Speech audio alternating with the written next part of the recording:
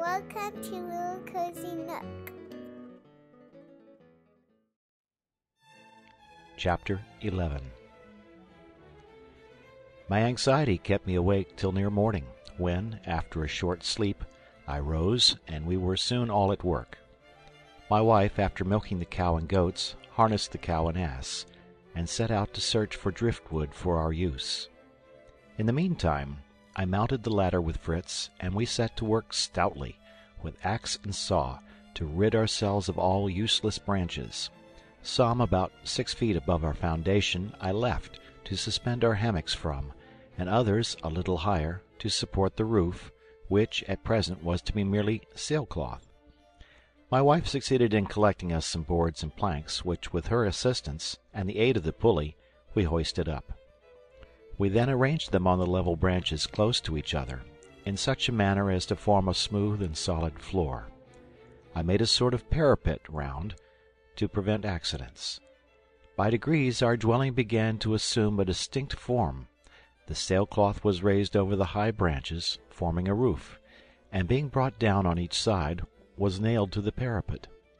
The immense trunk protected the back of our apartment, and the front was open to admit the breeze from the sea, which was visible from this elevation.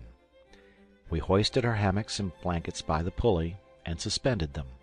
My son and I then descended, and as our day was not yet exhausted, we set about constructing a rude table and some benches from the remainder of our wood, which we placed beneath the roots of the tree, henceforward to be our dining room.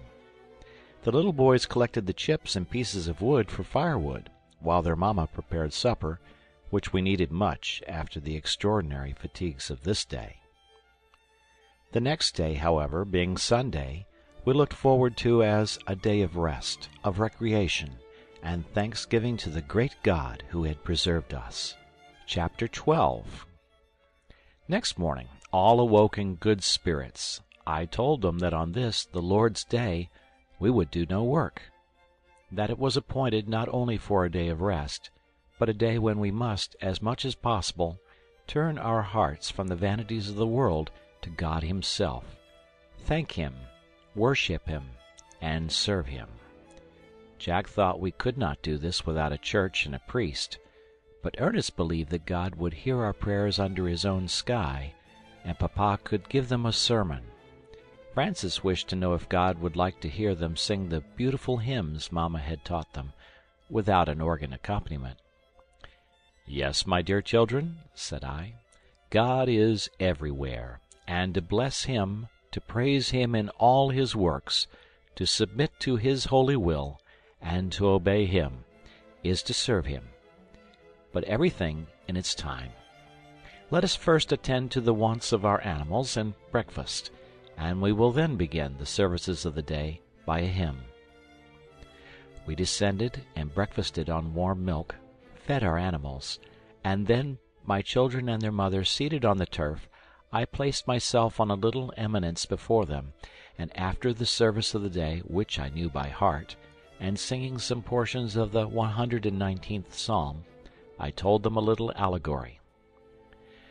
There was once on a time a great king, whose kingdom was called the land of light and reality, because there reigned there constant light and incessant activity.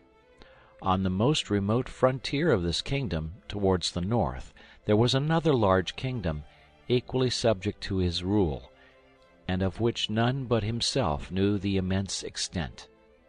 From time immemorial, an exact plan of this kingdom had been preserved in the archives. It was called the land of obscurity, or night, because everything in it was dark and inactive. In the most fertile and agreeable part of the empire of reality, the king had a magnificent residence called the Heavenly City, where he held his brilliant court.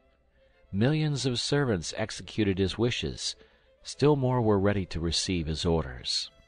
The first were clothed in glittering robes, whiter than snow, for white was the color of the great king, as the emblem of purity.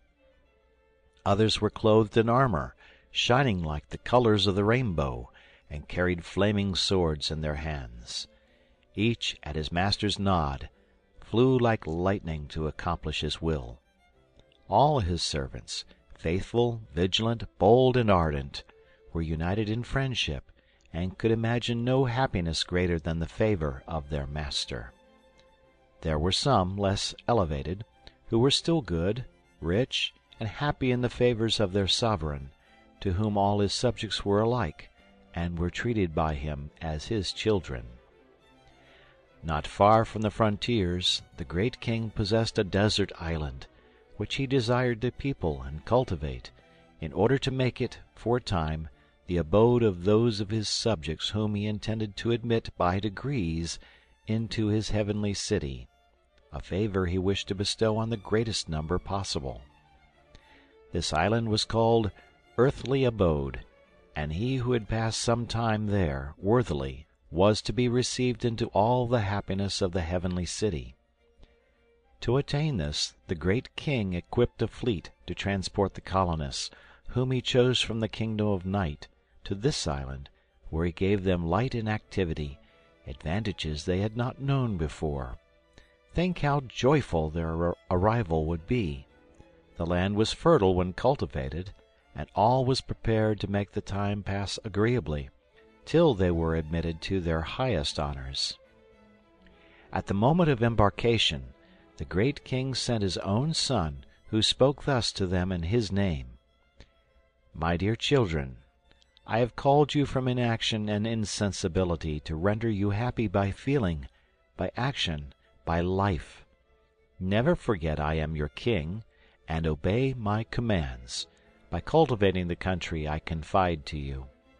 Every one will receive his portion of land, and wise and learned men are appointed to explain my will to you. I wish you all to acquire the knowledge of my laws, and that every father should keep a copy to read daily to his children, that they may never be forgotten. And on the first day of the week you must all assemble as brothers in one place, to hear these laws read and explained.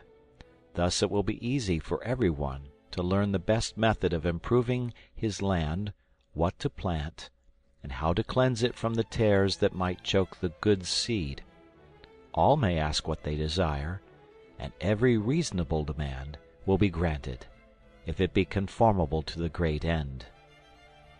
If you feel grateful for these benefits, and testify it by increased activity, and by occupying yourself on this day in expressing your gratitude to me, I will take care this day of rest shall be a benefit and not a loss. I wish that all your useful animals, and even the wild beasts of the plains, should on this day repose in peace. He who obeys my commands in earthly abode shall receive a rich reward in the heavenly city. But the idle, the negligent, and the evil-disposed shall be condemned to perpetual slavery or to labor in mines in the bowels of the earth. From time to time I shall send ships to bring away individuals to be rewarded or punished as they have fulfilled my commands. None can deceive me. A magic mirror will show me the actions and thoughts of all." The colonists were satisfied and eager to begin their labor. The portions of land and instruments of labor were distributed to them, with seeds and useful plants and fruit trees. They were then left to turn these good gifts to profit. But what followed? Everyone did as he wished. Some planted their ground with groves and gardens, pretty and useless. Others planted wild fruit instead of the good fruit the great king had commanded. A third had sowed good seed, but not knowing the tares from the wheat, he had torn up all before they reached maturity. But the most part left their land uncultivated. They had lost their seeds, or spoiled their implements. Many would not understand the orders of the great king, and others tried by subtlety to evade them. A few labored with courage, as they had been taught, rejoicing in the hope of the promise given them.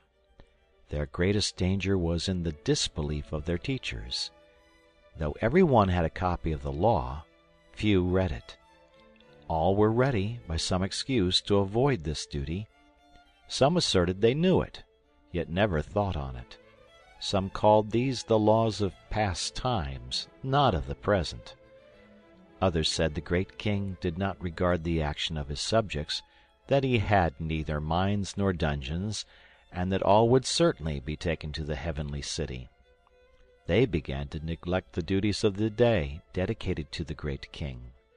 Few assembled, and of these the most part were inattentive, and did not profit by the instruction given them. But the great king was faithful to his word. From time to time frigates appeared, bearing the name of some disease. These were followed by a large vessel called the Grave, bearing the terrible flag of the Admiral Death. This flag was of two colors, green and black, and appeared to the colonists, according to their state, the smiling color of hope or the gloomy hue of despair. This fleet always arrived unexpectedly and was usually unwelcome. The officers were sent out by the admiral to seize those he pointed out. Many who were unwilling were compelled to go, and others whose land was prepared, and even the harvest ripening, were summoned. But these went joyfully, sure that they went to happiness. The fleet being ready, sailed for the heavenly city. Then the great king in his justice awarded the punishments and recompenses. Excuses were now too late. The negligent and disobedient were sent to labor in the dark mines, while the faithful and obedient, arrayed in bright robes, were received into their glorious abodes of happiness. I have finished my parable, my dear children. Reflect on it, and profit by it. Fritz, what do you think of it? I am considering the goodness of the great king, and the ingratitude of his people, answered he. And how foolish they were, said Ernest. With a little prudence they might have kept their land in good condition, and secured a pleasant life afterwards. Away with them to the mines, cried Jack. They richly deserve such a doom. How much I should like, said Francis, to see those soldiers in their shining armor. I hope you will see them some day, my dear boy, if you continue to be good and obedient. I then explained my parable fully, and applied the moral to each of my sons directly. You, Fritz, should take warning from the people who planted wild fruit, and wish to make them pass for good fruit, such as those who are proud of natural virtues, easy to exercise, such as bodily strength or physical courage, and place these above the qualities which are only attained by labor and patience. You, Ernest, must remember the subjects who laid out their land in flowery gardens, like those who seek the pleasures of life rather than the duties. And you, my thoughtless Jack, and little Francis, think of the fate of those who left their land untilled, or heedlessly sold tares for wheat. These are God's people who neither study nor reflect, who cast to the winds all instruction, and leave room in their minds for evil. Then let us all be, like the good laborers of the parable, constantly cultivating our ground, that when death comes for us, we may willingly follow him to the feet of the great King, to hear these blessed words, "Good and faithful servants, enter into the joy of your Lord." This made a great impression on my children. We concluded by singing a hymn. Then my good wife produced from her unfailing bag a copy of the Holy Scripture, from which I selected such passages as applied to our situation, and explained them to my best ability.